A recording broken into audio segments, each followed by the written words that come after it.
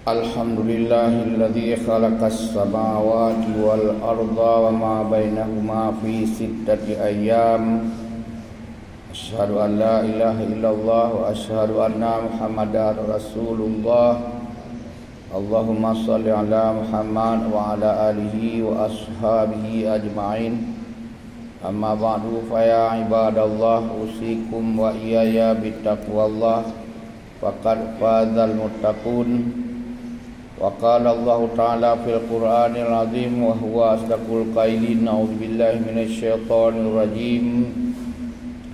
Laqad kana lakum fi Rasulillahi uswatun hasanah liman kana yarjullaha wal yawmal akhir wa dzakarallaha katsira. Shadaqallahul azim. Kaum muslimin jamaah Jumat yang dirahmati Allah, kemarin 12 Rabiul Awal umat Islam seluruh dunia memperingati hari kelahiran Nabi besar Muhammad sallallahu alaihi wasallam. Dalam masa-masa Nabi dalam kandungan, bulan pertama Aminah ibundanya didatangi oleh Nabiullah Adam alaihissalam untuk diberi semangat bahawa yang dikandunginya adalah Nabi akhir zaman. Berturut-turut setiap bulan datang Nabi, sejumlah Nabi. Tujuannya memberi penguatan, kesabaran, keyakinan, keteguhan dan sebagainya bahawa yang dikandungi oleh Aminah ibunda Nabi adalah calon pemimpin, calon Nabi akhir zaman. Pada malam 12 Rabiul Awal, malam Isnin, Aminah menjelang kelahiran Nabi didatangi, ditemani, dibidani oleh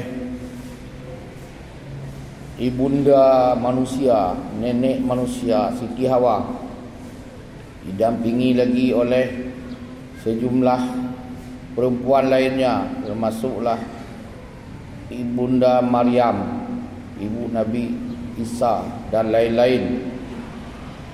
Pada malam itu, detik-detik kelahiran Nabi, turun malaikat seluruhnya dari langit menghargai, menghormati Nabi Muhammad SAW, calon Nabi yang lahir. Menurut sebuah kisah, pada saat Nabi sudah lahir, di jari tangan Nabi bercahaya tembus ke langit. Malam yang gelap kita terang benderang.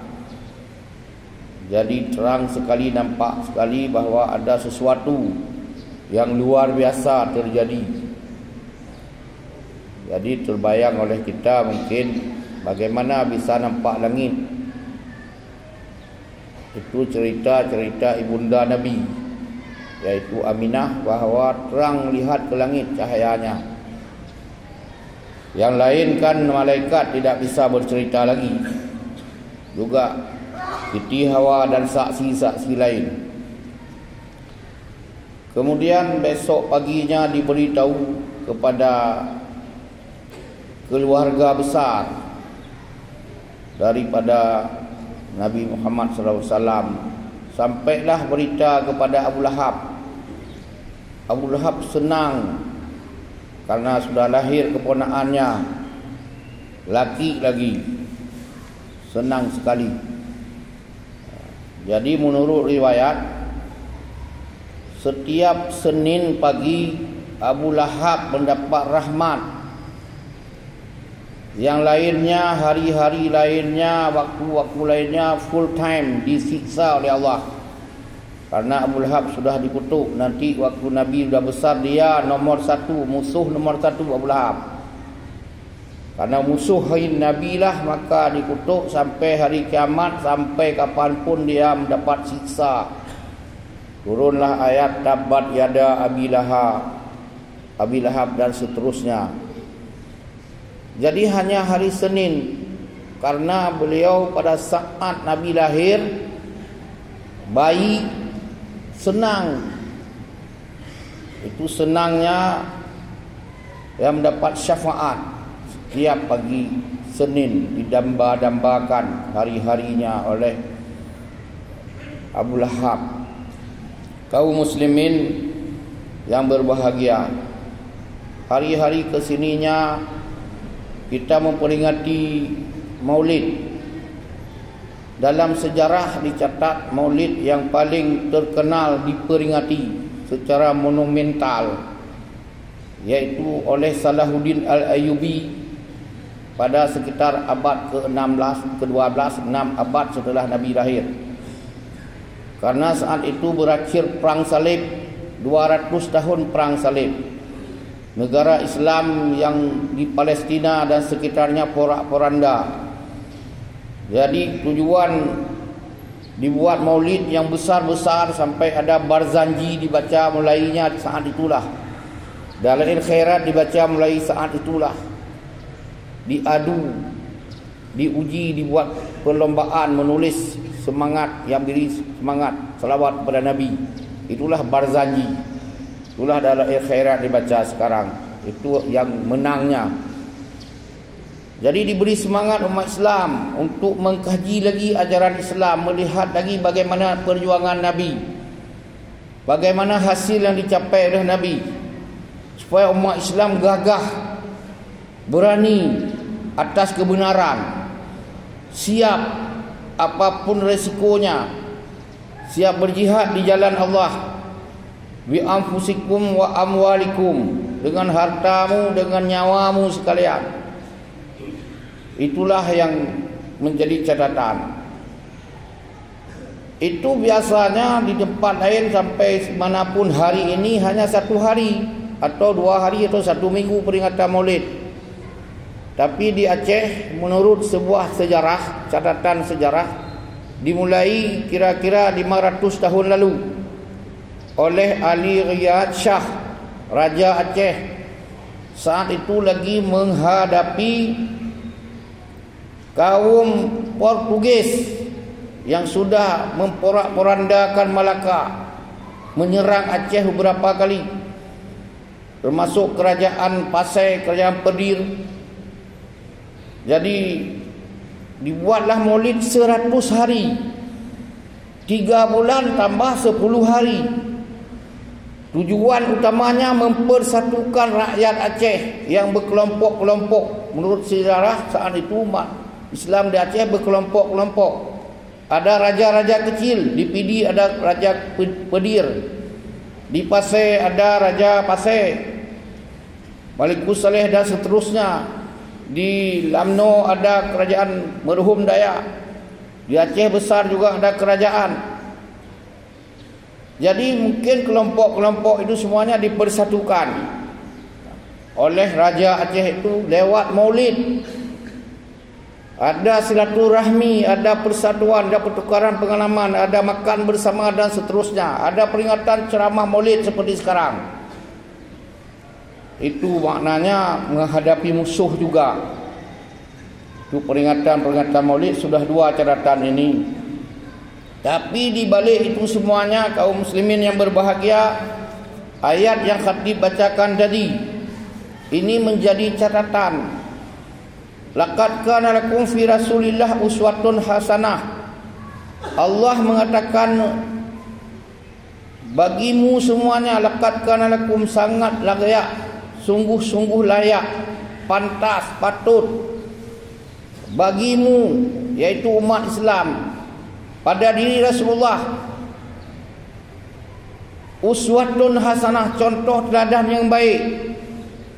Sebenarnya ini saja kita berpegang sudah hebat umat Islam. Ini inti hikmah dari peringatan maulid. Yang lain-lain terserah. Jadi peringatan maulid luar biasa nilainya, banyak sekali manfaatnya.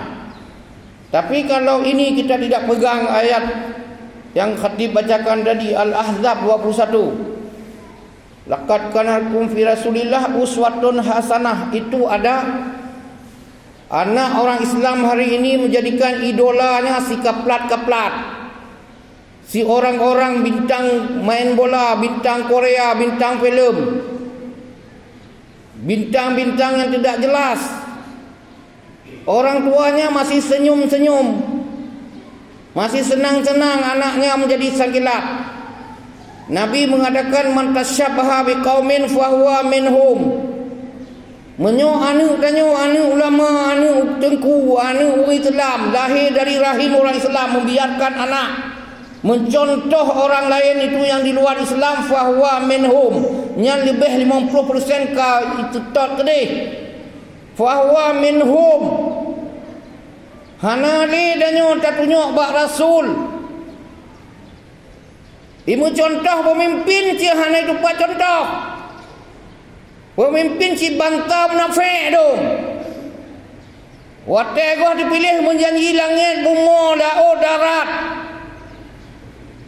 Menan dipilih si kaji wajah-wajah bangsa curang.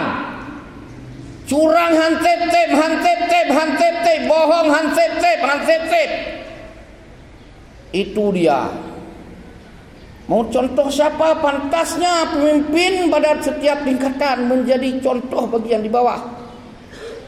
Tapi makin lama berkuasa makin nampak kedurjanaannya. Janji akan mensejahterakan rakyat, tahu-tahu menghisap darah rakyat, mandi dengan keringat rakyat, tidak puas-puas main dengan darah rakyat. Tapi mereka bangga mengaku saya Islam. Memang itulah ciri-ciri orang munafik, kata Rasulullah. Wa idza tumina khana. Setelah terpilih, setelah dipercayakan, tumina dipercayakan, khana pengkhianat. Di mana-mana kita tengok pengkhianat. Sehingga hari ini rakyat mencaci maki pemimpinnya, mengutuk. Siang malam rakyat mulutnya komat kamit, bukan mengingat Allah tapi mengingat pemimpin yang durjana. Dan mereka bangga dengan kedurjanaannya, dengan kemunafikannya. Dalam sebuah kisah, malaikat Jibril bercerita kepada Allah, bercerita kepada Rasulullah bahawa neraka ada 7 tingkat. Coba gambarkan per tingkatnya, siapa penghuninya, bagaimana bentuk neraka. Neraka 7 lubang raksasa, antara satu lubang dengan lain itu terpisah ratusan tahun jarak tempuhnya. Yang paling dahsyat seperti yang dikatakan dalam Quran, innal munafiqina fi darkil asfali minan nar. Benar, itu ayat Quran. Orang munafik itu fi darkil asfali minan nar, di lubang yang paling dahsyat dari api neraka. Jadi malaikat mengatakan, hai Muhammad, yang paling dahsyat itu, lubang yang paling mengerikan itu ditempati oleh kaum munafik. Ya umatmu yang munafik. Lubang kedua, tingkat yang kedua ditempati oleh penyembah berhala, musyrik. Yang ketiga ditempati oleh penyembah bintang, matahari, dan penyembah gunung. Ya, sama juga musyrik. Seterusnya, yang kelima dihuni oleh kaum Nabi Musa. Yang keenam dihuni oleh kaum Nabi Musa, kaum Nabi Isa, Nasrani. Yang ketujuh, siapa yang ketujuh? Umatmu, hai Muhammad, yang melakukan dosa-dosa yang tidak taubat sampai sakaratul maut. Nabi ummati merawung Nabi menangis Menurut satu cerita, 3 hari 3 malam Nabi sujud terus, menangis terus kepada Allah. Ummati, ummati, ummati, umat lon, umat lon. Berhenti Nabi waktu azan oleh Bilal. Berhenti jadi imam, habis itu sujud lagi. Nabi menangis 3 hari 3 malam. Ummati, ummati, umatku, umatku, ya Allah, umatku, ya Allah. Itu di surga yang ke-7. Yang pertama tadi untuk si munafik, yang sudah berjanji tapi berkhianat. Wa idza tumina khana. Sehingga Allah menyampaikan bahawa la takhunu Allah, la takhunu Rasulah, wa takhunu amanatikum. Jangan kamu berkhianat kepada Allah, jangan berkhianat kepada Rasulullah, jangan berkhianat kepada amanah-amanah yang kamu sudah capai, yang kamu sudah dapat.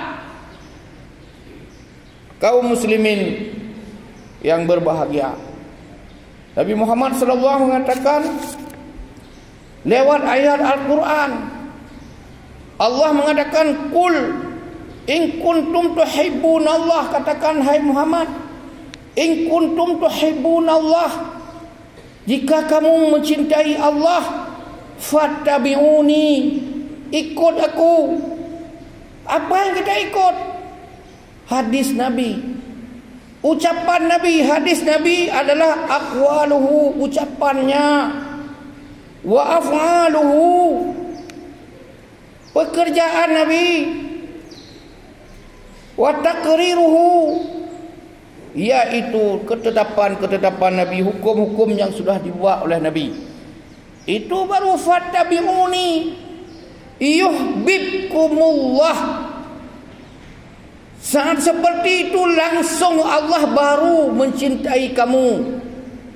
Kalau kita mengikuti Rasul, langsung yuhibbukumullah. Kamu cukup syarat ikut Rasul saja, selesai urusan. Oleh kerana itu di antara hikmah Maulid yaitu mengikuti Nabi. Minimal sekali siddiq sifatnya, amanah sifatnya, tabligh sifatnya, jangan suka bersembunyi-sembunyi.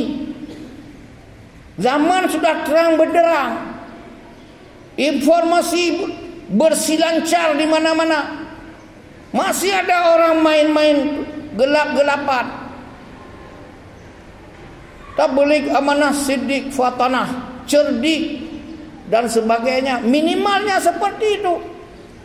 Maksimalnya berjuang di jalan Allah, melawan kaum kafir dan kaum munafik. Allah mengatakan, ya ayuhan nabi, jahidil kufar. Yang ingkar-ingkar itu, yang menghina-hina umat Islam itu, jahidil kufar. Yang mereka dari golongan kafir, kau lawan.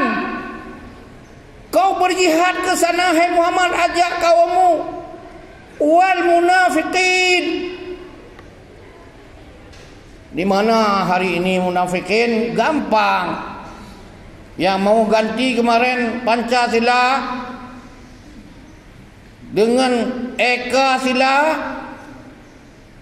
ketuhanan yang Maha Esa mau diganti dengan ketuhanan yang berperadaban, berkebudayaan. Itulah mereka. Berani lawan. Jangan hanya peringati Maulid, peringati Maulid. Allah Subhanahu wa taala seperti menimpa kita, seperti mengejek kita. Apa kata Allah? Am hasibtum an tadkhulul jannah. Am itu apakah? Hasibtum, kamu sudah membuat perhitungan, sudah hisab, kamu sudah menghitung-hitung fi'il madhi. Apakah kamu sudah buat perhitungan antadkhulul jannah, kamu masuk surga dengan peringatan Maulid besar-besaran, kamu masuk surga dengan buat masjid besar-besar, kamu masuk surga Dengan datang jamaah subuh dimanapun berada, kamu masuk surga. Dengan berjamaah setiap waktu, kamu masuk surga. Dengan kamu memberi sedekah yang banyak-banyak, masuk surga. Dengan pergi haji berulang-ulang tambah umrah lagi, kamu masuk surga. Puasa yang pas sekali, pasih sekali, kamu masuk surga. Belum, kata Allah. Tunggu dulu. Jangan salah hitung kamu ya. Kira-kira begitu. Am hasibtum an tadkhulul jannah, apakah kamu sudah memperhitungkan bahwa kamu masuk surga? Walamma ya'lamillah, tapi Allah belum melihat, belum tahu, belum sampai info kepadanya. Alladzina jahadu minkum, belum ada berita sama sekali kepada Allah kamu ada niat berjuang, kamu ada niat melawan orang munafik itu. Kamu akan melawan orang kafir yang menuduh Islam radikal. Kamu akan melawan orang kafir yang menuduh orang Islam itu intoleran. Kamu akan melawan orang yang menuduh umat Islam itu anti NKRI, anti Pancasila. Kalau blank dalam otakmu tidak ada apa-apa, piuh hilai, tunggu dulu, jangan bermimpi masuk surga. Umat Islam dihina, dingejek, kau diam. Pegat malut berbesar-besar, tapi belum ada niat. Apa lagi kamu berjihad? Am hasibtum an tadkhulul jannah walamma ya'lamillahu alladzina jahadu minkum. Di antara kamu ini yang dah ada gaya-gayanya, diam-diam, orang sudah berdarah-darah. Islam sudah dihina sehina-hinanya. Kaum munafik merajalela. Orang-orang baik ditangkap, para munafik itu berkeliaran. Kau biarkan, diam. Ulama-ulama menjadi sasaran tembak, menjadi sasaran bacok. Dihina ulamanya, kamu diam. Apa juga bangga al-ulama warasatul anbiya? Ulama itu adalah wakil Nabi, pewaris Nabi. Kau biarkan ulama dihina, kau biarkan ulama diusir, kau biarkan ulama disuka-suka hati musuhmu. Kau munafik itu memperlakukan umat Islam semena-mena, kau diamkan. Kaum muslimin yang berbahagia, satu ketika Nabi masih hidup, kaum Bani Qainuqa, kaum Yahudi Tulen, berpuasa di satu wilayah, ada pasar, ada umat Islam perempuan datang ke situ, muslimah, untuk berbelanja. Diganggu jilbabnya, dia marah. Akhirnya salah seorang Yahudi di pasar itu mengikat roknya di kursi, entah di apa, di bangku. Dia tidak tahu, waktu jalan keluar dari situ terbukalah auratnya, mungkin lepas. Dia mencaci maki Yahudi itu. Dia mencaci maki Yahudi. Tahu-tahu diketahui oleh seorang Muslim itu. Ditanya apa masalahnya. Setelah tahu masalahnya, dia ambil parang, dia bacok, putus Yahudi itu. Datang Yahudi lain pukul dia, seperti putra chefnya kemarin, yang dia potong leher, yang menghina Nabi di Perancis. Dia siap tahu mati di negeri orang lagi. Harkat dan martabat Nabi, harkat dan martabat umat Islam, perempuan Islam dihina. Dia sudah tahu mati. Sampai berita itu kepada Nabi, Nabi langsung panggil pamannya Hamzah. Hamzah, anda saya angkat panglima perang sekarang. Perang itu, gempur itu Yahudi. Ini bendera perang. Siap keponakanku, siap Rasulullah, siap pemimpinku, siap komandan. Dia langsung bergegas mengepung, memblokir pasar itu 1 minggu lebih. Tidak besar yang masuk ke sana, tidak boleh yang keluar. Sehingga orang Yahudi itu menyerah, minta ampun. Kata Nabi Muhammad, boleh aku maafkan, tapi kalian tidak boleh ada lagi di sini satu pun. Harus meninggalkan tempat itu. harus meninggalkan negeri itu. Betapa banyak umat Islam dilecehkan hari ini, kita diam saja. Pantasnya antek-antek komunis kita henyahkan dari negeri ini. Kalau Nabi datang bersama kita pada tempat mustahilun, seandainya Nabi hidup sebentar, tanya oleh Nabi, hai umat Islam, kamu ramai, kamu gagah, ibadatmu dahsyat, sedekahmu luar biasa, tapi kamu kok pengecut? Kok pengecut kepada segelintir orang? Kok bisa diobrak-abrik orang? Kok bisa diadu-adu antara sekelompok ni kelompok lain? Sekelompok kok sudah munafik kamu? Begitu kira-kira kalau Nabi datang. Mudah-mudahan kaum muslimin yang berbahagia, kita ikut Nabi, amalannya semuanya termasuk ajaran Islam, dan melanjutkan kepada yang lain.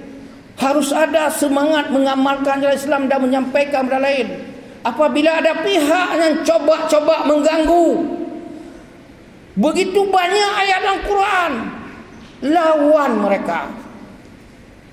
Ya ayuhan Nabi, jahidil kufar wal munafiqin waghlub alaihim, kalahkan mereka yang segelintir itu, yang tiap hari mengejek umat Islam, tiap hari mengobrak-abrik umat Islam. Apa belum kamu rasa? Kaum muslimin yang berbahagia, mudah-mudahan Maulid yang kita peringati ada arah ke sana, melawan kepada kezaliman, melawan kepada kemungkaran, melawan kepada kemunafikan, melawan kepada si curang.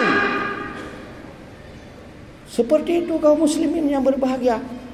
Jangan slow-slow, jangan datar-datar, dikencingin oleh pihak-pihak yang tidak jelas.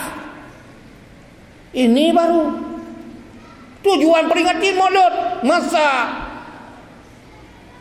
baca lagi di Google, masa Salahuddin Al-Ayyubi, masa Ali Riyad Shah 500 tahun yang lalu.